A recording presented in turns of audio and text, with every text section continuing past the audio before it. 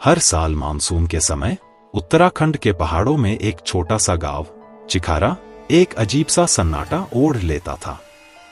गांव के लोगों का मानना था कि यह सन्नाटा कोई सामान्य बात नहीं थी, यह एक भयानक कहानी का हिस्सा था जो पीढ़ियों से चली आ रही थी। यह कहानी उस रहस्यमयी गुफा से जुड़ी थी जो गांव के पास एक ऊंची पहाड़ी पर स्थित थी। वर्षों पहले गांव के कुछ युवाओं ने उस गुफा में जाने का निर्णय लिया था। उन्हें हमेशा यह जिज्ञासा रहती थी कि गुफा के भीतर क्या छुपा है। उस समय गांव के बुजुर्गों ने उन्हें चेतावनी दी थी, जो भी उस गुफा के पास जाता है वह कभी वापस नहीं आता। वहां से सिर्फ एक ही चीज वापस आती है, सन्नाटा।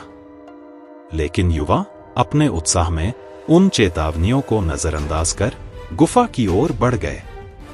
उस रात के बाद वे कभी लौटकर नहीं आए। कहानी अब साल 2024 में आती है। अदिति और उसके 4 दोस्त समीर, नेहा, रोहन और विक्रम देहरादून से इस गांव में घूमने आए थे। वे सिर्फ रोमांच और मौजमस्ती की तलाश में थे। गांव के रहस्यों के बारे में जानने के बाद उनकी उत्सुकता बढ़ गई। वे गांव के उस हिस्से में जाना चाहते थे जहां वह गुफा स्थित थी। गांव के लोग अब भी इस जगह से दूरी बनाए रखते थे और यहां जाने से मना करते थे। क्या तुम लोगों ने वह कहानी सुनी है? अदिति ने अपने दोस्तों से पूछा। हाँ, लेकिन वो सब पुरानी बातें हैं। ऐसा कुछ नहीं होता, रोहन ने हंसते हुए कहा।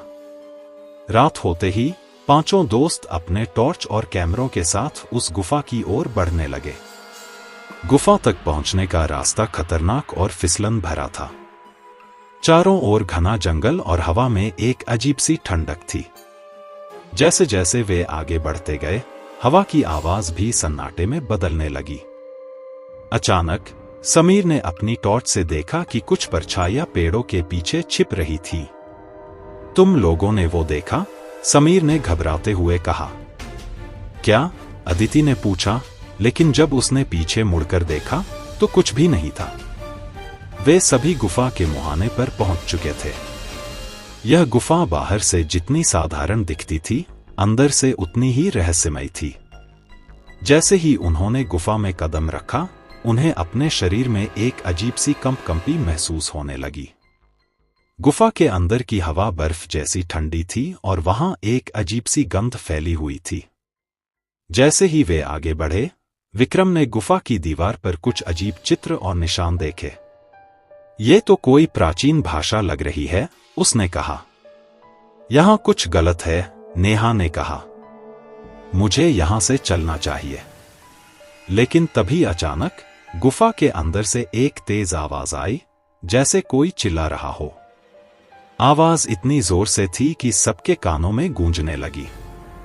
वे सभी घबराकर बाहर की ओर भागने लगे, लेकिन गुफा का रास्ता अब उन्हें दिखाई नहीं दे रहा था। गुफा के अंदर का माहौल घुटन भरा था। चारों ओर अंधेरा और सन्नाटा गहराता जा रहा था। अदिति, समीर, नेहा, रोहन और विक्रम सब कुछ छोड़कर बस किसी तरह गुफा से बाहर निकलने का रास्ता खोजने की कोशिश कर रहे थे। लेकिन जितना वे आगे बढ़ते, उन्हें एहसास होता कि रास्ता उनके लिए अजनबी और अनजाना हो चुका था। अचानक नेहा ने ठोकर खाई और जमीन पर गिर पड़ी। उसका हाथ किसी अजीब और ठंडे पत्थर पर पड़ा। जब उसने उसे उठाकर देखा तो उसकी आंखें फटी की फटी रह गईं। यह एक इंसानी खोपड़ी थी। यह क्या है? नेहा ने कांपते हुए कहा। उसकी आवाज बमुश्किल निकल रही थी। यह जगह ठीक नहीं है, हमें यहां से तुरंत निकलना होगा, समीर ने कहा। लेकिन हम जाएंगे कहां? हमें रास्ता भी तो दिखाई नहीं दे रहा, रोहन ने हताश होकर कहा। अचानक गुफा की दीवारों से एक ठंडी हवा का झोंका निकला और उसकी आवाज ने गूंजते हुए कहा, तुम लोग यहां से नहीं जा सकते। सबके चेहरे पर खौफ साफ झलक रहा था। वह आवाज कहां से आ रही थी, यह समझ पाना मुश्किल था। जैसे जैसे वे आगे बढ़ते गए, दीवारों पर और ज्यादा अजीब चित्र और निशान दिखने लगे। एक जगह पर एक चित्र ने अदिति का ध्यान खींचा। उसमें कुछ लोग एक बड़े अंधकार में डूबे दिख रहे थे और उनके चेहरे डर और पीड़ा से विकृत थे। इस चित्र के नीचे एक और भाषा में लिखा हुआ कुछ था जिसे कोई समझ नहीं पा रहा था। यह क्या हो सकता है? अदिति ने धीरे से कहा। यह जगह किसी प्राचीन संस्कृति की हो सकती है, विक्रम ने अनुमान लगाया। शायद यहां कोई पुरानी सभ्यता थी जिसने इन गुफाओं का उपयोग किया होगा। लेकिन रोहन ने यह सुनकर हंसते हुए कहा, तुम सब पागल हो गए हो। यह सब बस संयोग है, डरने की कोई बात नहीं। लेकिन तभी अचानक दीवारों पर जलती हुई लाल रोशनी फैलने लगी और सबके चारों ओर एक बार फिर वही सन्नाटा छा गया। यह सन्नाटा साधारण सन्नाटा नहीं था। इसमें ऐसी कोई ताकत थी जो उनके मन और आत्मा को चीरती हुई लग रही थी। अचानक अदिति को अपने कानों में किसी की धीमी धीमी आवाज सुनाई दी। वह आवाज इतनी गहरी थी कि उसे खुद पर नियंत्रण बनाए रखना मुश्किल हो रहा था। तुम यहां क्यों आई हो? उस आवाज ने पूछा। अदिति ने घबराकर इधर उधर देखा, लेकिन उसे कोई दिखाई नहीं दिया। उसके शरीर में झुरझुरी दौड़ गई। बाकी दोस्तों को भी अब उस आवाज का एहसास हो चुका था। यह सब क्या हो रहा है? कोई कुछ समझाओ, नेहा ने चिल्लाया। हम फंस चुके हैं, विक्रम ने गहरी सांस लेते हुए कहा। यह वही सन्नाटा है जिसके बारे में गांव के बुजुर्ग बताते थे। यह सिर्फ एक गुफा नहीं है, यह एक अभिशाप है। विक्रम की बात सुनकर सब सन्न रह गए। वे डर से कांप रहे थे, लेकिन अब वापस जाने का कोई रास्ता नहीं था।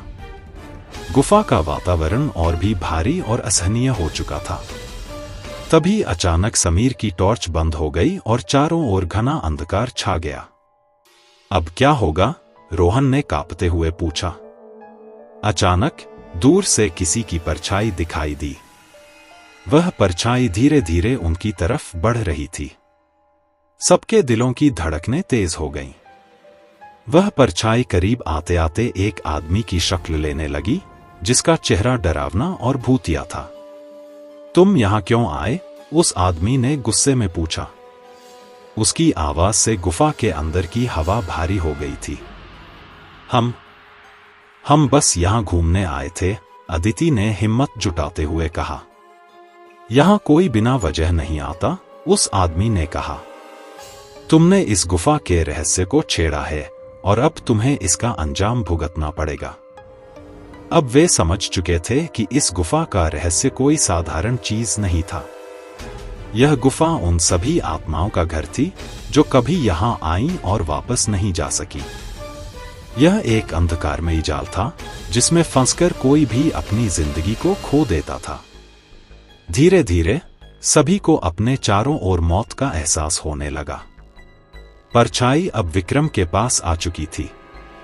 उसकी आंखें लाल हो चुकी थीं और वह धीमी धीमी आवाज में कुछ मंत्र जपने लगा। एक भयानक चीख गूंजने लगी और सबके शरीर सुन्न हो गए। विक्रम के पास खड़ी परछाई एक भूतिया हंसी हंसते हुए और पास आई। उसके होठों से फुसफुसाती आवाज में निकला, तुमने एक गलती की है, इस जगह को जगाने की। अदिति ने समीर को देखा, उसके चेहरे पर घबराहट के भाव थे। वह समझ चुकी थी कि इस गुफा के अंदर कुछ ऐसा छुपा है जो सामान्य नहीं है। यहां का सन्नाटा एक जीवित ताकत थी जो लोगों को अपनी जकड़ में ले लेती थी। विक्रम अभी भी मंत्रमुग्ध हालत में था। उसकी आंखें बंद हो गईं और वह किसी अज्ञात शक्ति के सामने घुटनों के बल झुक गया।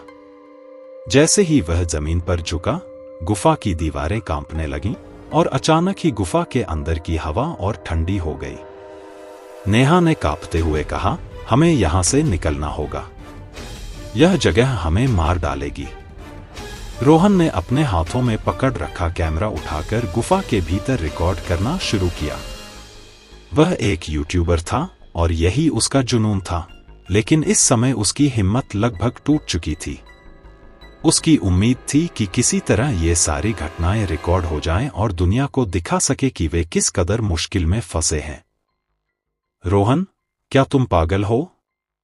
अभी कैमरा छोड़ो और यहां से निकलने का रास्ता ढूंढो, अदिति ने चिल्लाते हुए कहा। मैं यह सब खत्म होने से पहले दिखाना चाहता हूं, ताकि लोग जान सकें कि यहां क्या हो रहा है, रोहन ने कहा, लेकिन उसकी आवाज में भी डर साफ झलक रहा था। तभी गुफा की छत से अचानक एक काला तरल टपकने लगा, जो दीवारों से नीचे बहने लगा। यह अजीब और गाढ़ा काला तरल था, जो धीरे धीरे चारों ओर फैल रहा था। यह एक अज्ञात शक्ति की तरह था, जो गुफा में हर किसी को घेर रहा था। अचानक गुफा की दीवारों पर लगे चित्र जीवित होने लगे। उन चित्रों में बंद आत्माएं अब बाहर आने की कोशिश कर रही थी। चित्रों में दिख रहे चेहरे अब साफ दिखने लगे। वे चीख रहे थे, मदद मांग रहे थे। यह दृश्य इतना भयानक था कि अदिति को चक्कर आने लगे। हमें यहां से भागना होगा, अदिति, समीर ने उसका हाथ पकड़ते हुए कहा। लेकिन अदिति अभी भी विक्रम को देख रही थी, जो दीवारों के पास बैठा मंत्र जप रहा था। उसकी आवाज अब और तेज हो गई थी, जैसे वह किसी और दुनिया के संपर्क में था। विक्रम, उठो, हमें जाना होगा। नेहा ने उसे खींचने की कोशिश की, लेकिन विक्रम अब वहां नहीं था। उसका शरीर वही था, लेकिन उसकी आत्मा कहीं और जा चुकी थी। अचानक गुफा की जमीन से एक भयानक दैत्य उभरने लगा। उसकी ऊंचाई इतनी ज्यादा थी कि उसकी छाया ने गुफा के पूरे आंतरिक हिस्से को ढक लिया। उसकी आंखें लाल अंगारों की तरह चमक रही थीं और उसके चेहरे पर घृणा और क्रोध की परछाई थी। तुमने मेरी शांति भंग की है, दैत्य ने गहरी और गूंजती आवाज में कहा। अब इस गुफा का श्राप तुम्हारे साथ हमेशा के लिए रहेगा। सबके पैरों के नीचे की जमीन कांपने लगी। अदिति, समीर, नेहा और रोहन को लगा जैसे गुफा उन्हें निगलने वाली है। वे चारों एक ही दिशा में भागने लगे, लेकिन गुफा के दरवाजे पर अब एक पत्थर की मोटी दीवार खड़ी हो चुकी थी। यह कोई सामान्य गुफा नहीं है, अदिति ने हांफते हुए कहा। यह एक जाल है। विक्रम का शरीर अब पूरी तरह से बेहोश हो चुका था। उसकी आत्मा को गुफा ने जकड़ लिया था और वह अब हमेशा के लिए इस श्राप का हिस्सा बन चुका था। हम उसे छोड़कर नहीं जा सकते, नेहा ने रोते हुए कहा। हमें पहले खुद को बचाना होगा, समीर ने कहा, उसकी आवाज में दृढ़ता थी। अगर हम भी यहां रुके तो हमारी भी यही हालत होगी। लेकिन दरवाजा बंद हो चुका है, हम कैसे निकलेंगे? रोहन ने चिंता व्यक्त की। शायद हमें उस दैत्य से बात करनी चाहिए, अदिति ने अचानक कहा। यह हमें मारना नहीं चाहता, यह हमें एक संदेश देना चाहता है। अदिति ने दैत्य की ओर मुड़कर कहा, तुम कौन हो और हमसे क्या चाहते हो? दैत्य की आंखें अदिति पर टिक गईं। उसकी सांसें तेज हो गईं। गुफा के अंदर हर चीज सन्नाटे में डूब चुकी थी। फिर वह दैत्य धीरे से बोला, मैं इस गुफा का रक्षक हूं। जो भी इस गुफा के अंदर आता है, वह यहां फंसा रह जाता है। यह श्राप सदियों पुराना है। तुमने इसे भंग किया है और अब इसका अंजाम भुगतोगे। लेकिन हम यहां सिर्फ घूमने आए थे, अदिति ने कहा। हमने कोई नुकसान नहीं किया। दैत्य ने हंसते हुए कहा, तुम्हें लगता है कि यह सिर्फ एक यात्रा थी? नहीं, तुम लोगों को चुना गया है। तुम्हें इस श्राप को तोड़ना होगा और उसके लिए तुम्हें एक बलिदान देना होगा। बलिदान? समीर ने चौंकते हुए पूछा। क्या मतलब? तुम में से किसी एक को अपनी आत्मा सौंपनी होगी ताकि बाकी लोग बच सकें, दैत्य ने कहा। यहां से कोई खाली हाथ नहीं जा सकता। यह सुनकर सबके चेहरे पर खौफ फैल गया। किसी एक को मरना होगा ताकि बाकी लोग बच सकें। यह निर्णय करना असंभव था। हम ऐसा नहीं कर सकते, रोहन ने कांपते हुए कहा। लेकिन हमें बचने के लिए कुछ करना होगा, अदिति ने कहा। उसकी आंखों में आंसू थे। अगर हमने कुछ नहीं किया तो हम सब मर जाएंगे। अचानक नेहा ने कदम आगे बढ़ाया और कहा, मैं बलिदान दूंगी। अगर यह एकमात्र तरीका है तो मैं तैयार हूं। नहीं नेहा, अदिति ने उसे रोका, लेकिन नेहा ने सिर हिलाया। यह सही है। हम में से कोई तो यह कदम उठाएगा और मैं चाहती हूं कि तुम लोग बचो। दैत्य ने उसकी ओर देखा और कहा, तुम्हारा बलिदान स्वीकार है। जैसे ही नेहा ने कदम आगे बढ़ाया, उसकी आत्मा धीरे धीरे गुफा की दीवारों में समा गई। बाकी दोस्तों के सामने गुफा का दरवाजा खुलने लगा। अब वे बाहर जा सकते थे, लेकिन उन्होंने अपने एक साथी को हमेशा के लिए खो दिया था। गुफा से बाहर निकलते ही अदिति, समीर और रोहन ने गहरी सांस ली, लेकिन सन्नाटा अभी भी उनके दिलों में गूंज रहा था। वे जानते थे कि वे बच गए थे, लेकिन इस यात्रा ने उन्हें हमेशा के लिए बदल दिया था। गांव के बुजुर्गों ने सही कहा था, यह गुफा एक श्राप थी और अब वे इस रहस्य का हिस्सा बन चुके थे। कहीं दूर से गुफा से आती एक धीमी आवाज अब भी सुनाई दे रही थी, तुम लोग फिर वापस आओगे, क्योंकि सन्नाटा कभी खत्म नहीं होता।